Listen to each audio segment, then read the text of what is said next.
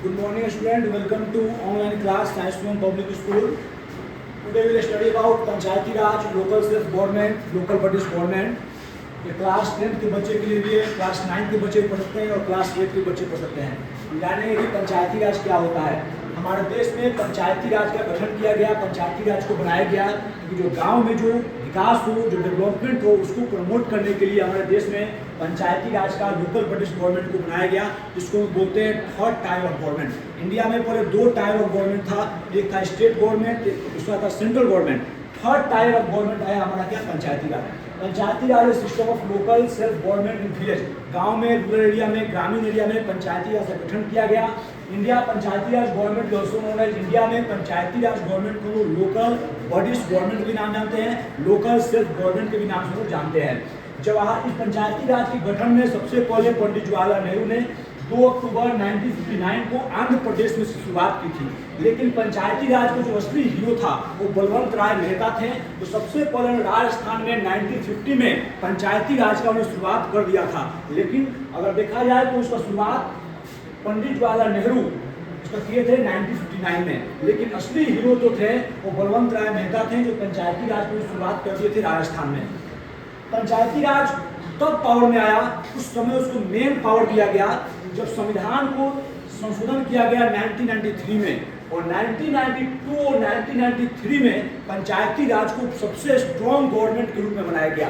क्योंकि वो मालूम होना चाहिए कि पंचायती राज में 1992 और 1993 के पहले ना सही चुनाव होता था, ना कोई फाइनेंशियल पावर था, किसी प्रकार के मुखिया, सरपंच, वार्ड कमिश्नर किसी को पावर नहीं था। और उस समय केवल 2 ही पद थे, एक पद थे तुम्हारे मुखिया और दूसरा पद था सरपंच। बाकी जितने में यहाँ पर पद लिखे हुए हैं ये सारे उस समय नहीं था। लेकिन जब 1992 में संविधान को संशोधन किया गया, अमेंडमेंट किया गया, तो पंचायती राज को स्पेशल पावर दिया गया, और इस पावर के तहत पंचायती राज में हर 5 साल पे देश में चुनाव होने लगा।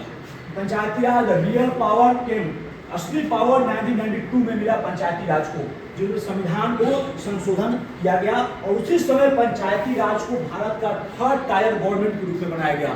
First tier is central government, second tier is state government and third tier is Panchayati Raj local bodies.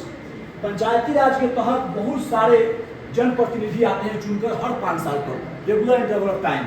अगर हर पंचायत लेवल बात करेंगे हम तो गांव में मुखिया होते हैं, गांव में सरपंच होते हैं, गांव में पंचायत समिति इसको बोलते हैं, बीडीसी ब्लॉक डेवलपमेंट कमेटी बोलते हैं, जिला परिषद होते हैं, वार्ड सदस्य होते हैं, प्रमुख होते हैं जो ब्लॉक लेवल पे होते हैं, पंच होते हैं जो पंचायत लेवल पे होते हैं, उप मुखिया होते हैं जो पंचायत लेवल पे होते हैं, सरपंच, उप सरपंच होते हैं जो पंचायत लेवल पे होते हैं। ये सारे जनप्रतिनिधि, ये सारे कैंडिडेट, ये सारे रिप्रेजेंटेटिव्स हमारे गांव के विकास करने के लिए काम करते हैं। और पंचायती राज का गठन इसीलिए मकसद से किया गया था कि गांव-गांव तक हमारा डेवलपमेंट हो सके, इसीलिए पंचायती राज को बनाया गया था। और हर 5 साल पे हमारे यहाँ पंचायती राज का बोर्ड से चुनाव होता है, इलेक्शन कमीशन का चुनाव कराता है, और हर गाँव में तुम जाओगे तो खुद पंचायत का मुखिया होगा, हर गाँव में जाओगे तुम्हारा सरपंच होगा, हर गाँव में जाओगे तुम्हारा पंचायत समिति बीडीसी होगा। आपको हर 6-7 पंचायत को मिलाकर एक जिला परिषद आपको मिलेगा। हर पंचायत में 9, 10, 12 वार्ड सदस्य होंगे, हर ब्लॉक में एक प्रमुख मिलेगा, हर पंचायत में आपको पंच मिलेगा, हर पंचायत में एक उप मुखिया मिलेगा, हर पंचायत में आपको उप सरपंच मिलेगा।